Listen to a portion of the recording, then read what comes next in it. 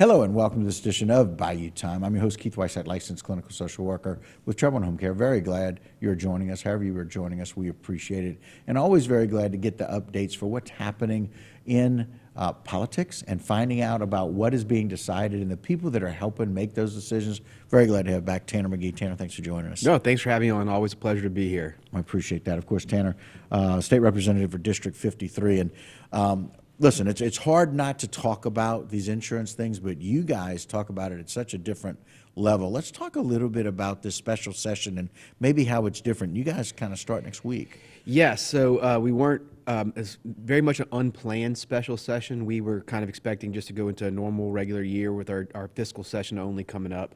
A fiscal session, we can only do 5 non-fiscal bills in that session. Each legislator gets 5 non-fiscal bills. And so those are kind of short and small and kind of quick and fast, and they're kind of very easy sessions. But then we kind of got hit at the last minute. Commissioner Donlin said that the insurance situation was such that we needed a special session to fix it.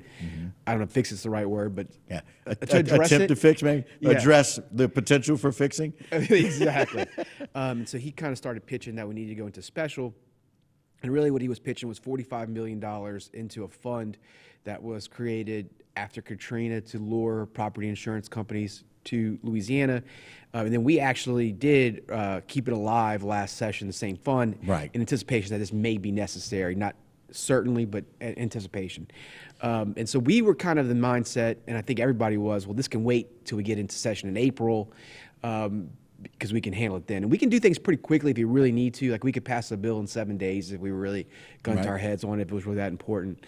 And so that's what I think we were at. He's kind of pitched that no, it was more necessary because that insurance companies needed time to get what they call reinsurance, which is kind of their insurance. Right. And Insurance on their insurance. Insurance on their insurance before they started writing policies, and he wanted to do before this hurricane season. I think the legislature and pretty much everybody who's watching it has a lot of doubt about that. That's not something we believe, but I think erring on the side of caution, and he is the top insurance guy in the state. We agreed to kind of do it, and the governor called us into session last week. And the thing about this session is, and what's probably going to be a little frustrating for legislators, is it's only to fund money. So all we can do in this session is give the program $45 million because the governor, he gets to decide what he calls the call. So he writes out a declaration. He says, this is what you guys can do when you come in here. So there's no other bill that can be filed other than a bill that pays $45 million into this fund. And so it's a very extremely narrow call, which I think frustrates legislators and everybody because we can't put any sort of provision. We can't ask for any reform. We can't ask for anything else that may change the insurance market or try to put guardrails. It's going to be very difficult under the narrowness of the call. And so, quite frankly, they're asking you to come in and just say either yes or no to this money. And there's not a whole lot of, and I don't want to just kind of use a blanket term like transparency, but there's no way for transparency, if you will, about how to do that because it's kind of this quick, hey, we need y'all to come in and make a decision on this. Correct. Right, and I think the scary part for us is, I know the public might not think so, but we actually really take spending money in the state very seriously. Like it goes through lots of programs, it's vetted. We want to know how you're going to spend it. We ask lots of paperwork. I mean, anybody who's dealt with the state government will know, we just don't give you $100,000 to go do whatever you want with it. Yeah, much less $45 million. Not much less $45 million. So we've asked Commissioner Donlin. He said there's 4. His numbers changed from 9 to 7, and now I think the last time he said it 4. It depends on when you hear him talk.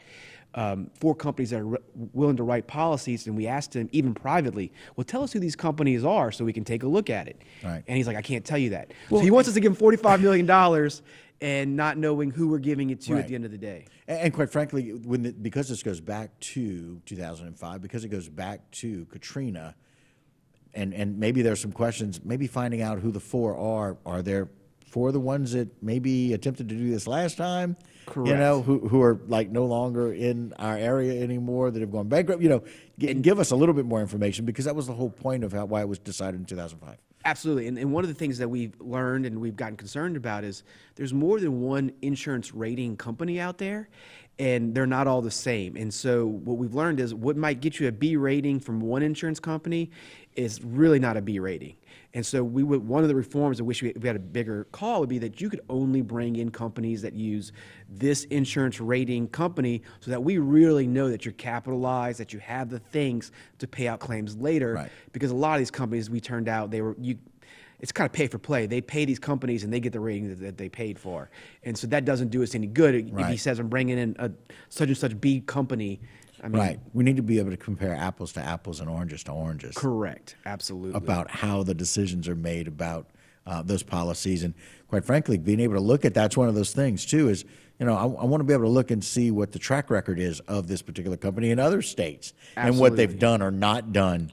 Absolutely. Right? And that's the biggest thing. I mean, I think Commissioner Donlin said, well, these companies that are in Florida, that's where most companies came in from Florida. Like, they were Florida, and so Florida didn't do a good job regulating them. I'm like, well, that's not, that doesn't sound very good to me. I mean, I want to know what we're doing to regulate them if they're going to be in Louisiana and making sure that they have enough money to pay claims and that everybody's going to be made whole or close to it after a storm. Because at the end of the day, what people don't realize is it's LIGA, which is the state of Louisiana, that's going to pay these claims if your insurance company goes bankrupt. So the taxpayer is going to pay it. We took out a $600 million bond, LIGA did, to pay all of Ida's claims already. So these insurance companies, they're leaving the state holding the bag, which is really the taxpayer holding the bag. Right. And that's just something we want to kind of avoid if we can. And we just want to be able to look through it a little bit or let you guys look through it and ask those questions. So talking about some of this insurance and, one of those things for me, I got to think between, okay, is this flood or is this property? And quite frankly, how does it all fit together? But for the layperson, they need to just understand that this special session is about answering one question and not letting us ask the bigger questions. And there may be some better answers for that, but it's a little frustrating to not be able to ask those. Correct. One of the things we would like to do is an alternative proposal that's been floated out there is, why don't you right now, Citizens has to be 10% higher than the highest policy in the state. Private insurance. Do we know why that is? They don't want Citizens being a competitive private. They don't want the state of Louisiana. Because it's through the state. Because it's through the state to be a competitive force in the market. They just kind of want to be a last resort and hopefully let the private market sort itself out. One of the things people have said is, why don't you take the $45 million, dump into Citizens for 2 years, let them compete at the lowest level, drop their rates down to stabilize the market over 2 years, in that hope you don't have another major storm in Louisiana and that we can kind of get back to normalcy, and then let it go back up after the 2 years is over with. And then hopefully when that 2 years is run out, the market stabilized, insurance companies are coming in, you put in some other reforms to make the market look more attractive, and you can kind of see where you are in 2 years instead of trying to just throw money at companies to come in Louisiana and hope that they come. Because $45 million is a lot of money. But when you look at the insurance risk of the state, big picture, right? Big picture, it's billions, right? Right. And so, what kind of company is really want to take a $10 million incentive to come take in $500 million of risk? It doesn't seem to add up to, like, a lot of good companies are going to want to do that, and so that's where our real concern is.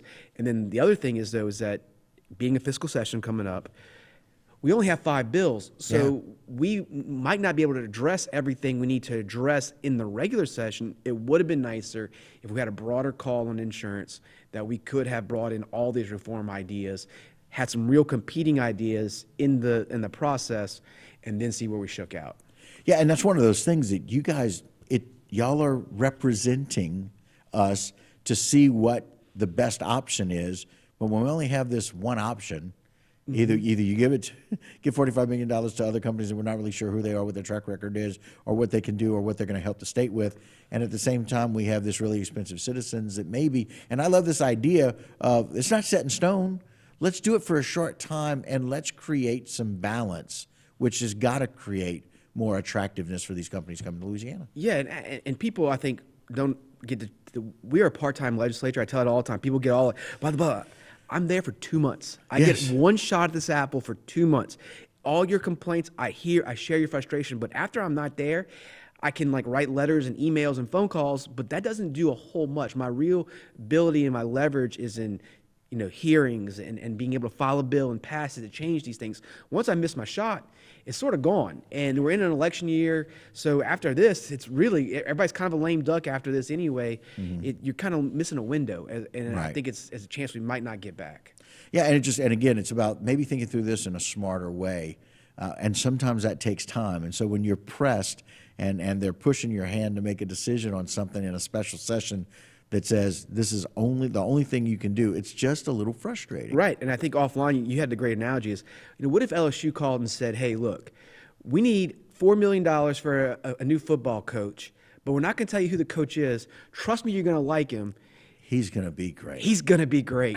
And he's got a great resume. And, you'd be like, okay, that sounds great. And then you find out they hired Jerry DiNardo after giving you $4 million. Like, you're like, well, they hired Jerry DiNardo again. Exactly. Yeah. Again, meaning, are we asking some of these companies that came back in 2005? Are we, what is the track? Again, asking those questions because, we all have history.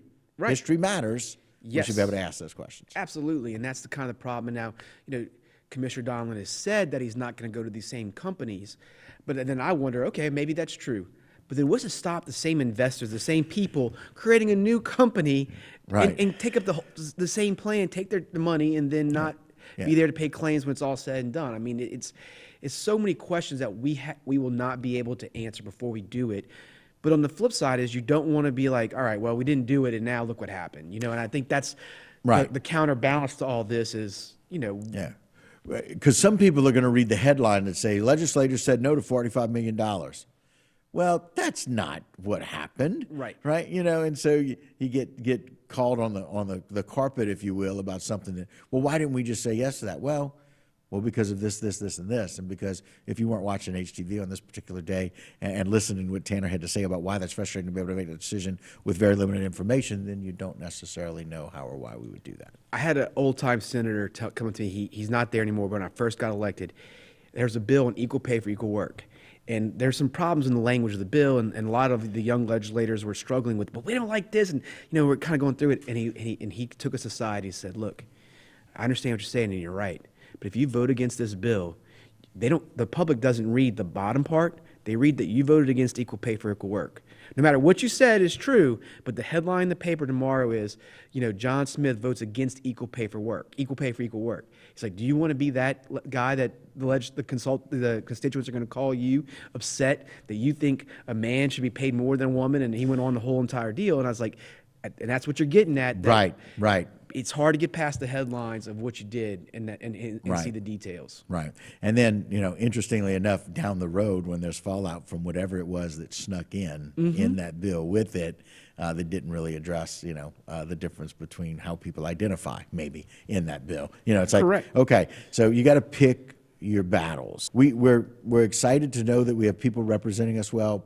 And I got to tell you on my end, being able to find out a lot of this information, I feel badly because it's kind of frustrating when you get these things kind of thrown at you last minute, and then that kind of impacts what happens with going into this next fiscal session, which y'all were really spending a lot of time planning for. And you got to be real specific, as you had mentioned, and I appreciate y'all sharing with us, only 5 bills that you can bring in that are not fiscal related. But man, these fiscal discussions are so important because y'all are very particular about where the money goes, where it comes from, and how it's spent. Yeah, absolutely. And look, and to the first point, when you only get 5 bills, you want to make sure they're 5 bills you can pass, right? Because you don't want to waste your time on some ideas that you think are good. You can do that in general when you have 100 bills you can file. But these, you want to make sure they're 5 bills that you can pass. It makes you very particular in what you're going to do. And also sometimes maybe make you do something that's not as controversial because you want it to count and you won't be able to waste time. But going to your point, this is a fiscal session. And, for the first time in a long time, the state is financially set. It's not in a predicament. Yeah, we're not upside down. We're not upside down. We're not looking to cut anything. We have about $600 million. We know we're going to be to the good. So it's always refreshing to see these things. And look, I was thinking about my drive over here this morning. When I came into office 7 years ago, we were like dead last in education, dead last in healthcare, dead last in tax policy, dead last in business climate. And over 7 years, now this is stuff that's happened historically over a lifetime. I didn't come in, I came in and faced it. We haven't gotten to number one, but we've made progress on every single one of those fronts. We're no longer dead last in healthcare. We're actually like 46 now, which I mean, like, Hey, listen, when you move up 4 spots, that's a big deal. it's a big deal. It's Right? harder than you think to move up those 4 spots. Especially where we live and the multitude of comorbidities that we have Absolutely. here. Education, despite the COVID setbacks, we've actually made better progress than the other states around us on most education. states, right? Yeah, it's been great. And then tax policy, we for the first time in recent memory, we're out of the bottom 10. So we moved from 48th to 39th. I mean, that's pretty huge. good. It's huge. It's We're under construction, if you will. We're not a completed part, but look at what we do. Pardon our interruption, but we're under construction for the better. exactly. I mean, it's not like something to throw a party about and celebrate in the streets that we're doing, but I'm glad that we're showing some progress, because it would be so disheartening to be there for 7 years and haven't made a single step of progress. Now, it doesn't always show up in the public, and you don't always see the things we're doing, and it takes years for I think the reputation to catch up, if ever. I mean, it's one of those things I tell people all the time. We get rated the sixth most secure election systems in the country. That's how great our election systems are in Louisiana by the Heritage Foundation, which is the most conservative foundation in the country. So we got some secure elections, but people are still living in 1986 thinking that, that there's rigging and all kind of things going on. And I understand it, but Or back in Huey Long days when Correct. there were some questions about what was or wasn't done. Not that I'm pointing, to that, but I Correct. mean, way back when. I love that because people like to talk about Louisiana politics in such either a comical or a looking down at that. Yeah. And here we are with really good representation by the best way to look at it. And look, I'll tell you another thing too. We go to conferences like everybody does in jobs, and I meet legislators. And when I tell them all the transparency you have in Louisiana, I'm filmed and archived. From the moment I walk in the Capitol, every meeting that has more than like 3 people in it has archived video. Keith can go and watch it anytime he wants to. Yep. It's on the internet Available, right. And when I tell it to other legislators, another part of the country, they go, really? Because we don't have that. There's some legislators that still don't have audio recordings of their sessions. Like they're still being transcribed on paper and it's being filed. And I mean, people don't realize the progress that has been made as far as a good government standpoint in Louisiana. And again, the reputation doesn't always catch up. Right. But we've been working hard on these things for years Right. to try and get there. Well, and some of the really good things, and one of those things, and you got credit for it as well, for the help, just something as simple as La Petite. Yeah. Something as simple as the little theater and what it means and is for this community took a great deal of fighting and battling from our legislatures to make sure that those things are represented. Some people say La Petite, it's not that big of a deal. It really is. It's representing the arts and the history of our culture and the progression and what that teaches people and all the help that does for young people and young and old. I agree. And look, I think too, when you look at where La Petite was to where it is right now, and what it can do. I mean, it was stuck being sort of small plays, small productions. Not that it's going to be a huge one because it's La Petite Theater, but y'all now have such versatility about what you can offer the public in that space because of the renovations that's been done there. I think it's a huge public service. I mean, it's seeing the transformation of the downtown park, which the state contributed $800,000 that's under construction right now. I mean, there's a lot of stuff that's going on, and that's on top of the levies and the stuff that nobody gets to see. Right. We spend a lot of time talking about, but we get to see it when there's zero issues with flooding from a major storm, even like Ida. In West Alma drainage. I mean, the state has been contributing to all those, we'll call them plumbing issues, the stuff you don't get to see. Right. But we're also involved in making sure that we have some quality of life issues, and it's been fun to see us start making some real progress on those fronts. Well, and again, we appreciate what you do. We appreciate you coming on to share those things and those ideas, some of the things that people do see, some of the things that they won't see. But more importantly, we wish you luck in how that goes in both the special and the fiscal session, and just knowing that you're really thinking about being very specific about what bills you're going to feel like you can put through that has a chance to pass. Which we appreciate it, Yeah, Tanner, as no, always. thank y'all for having me on. It'll be great. Yeah, very cool. All right, guys. Well, that's going to do it for this particular segment. We are always thankful and appreciative for what people do and the time that they spend. And again, you have no idea where people really spend their time and their energy unless you really sit down and talk with them about that. Our legislature spends so much time talking with the public about what they need, and we appreciate that very much. All right, that'll do it for this particular segment. Don't go anywhere. A lot more local programming here on HTV.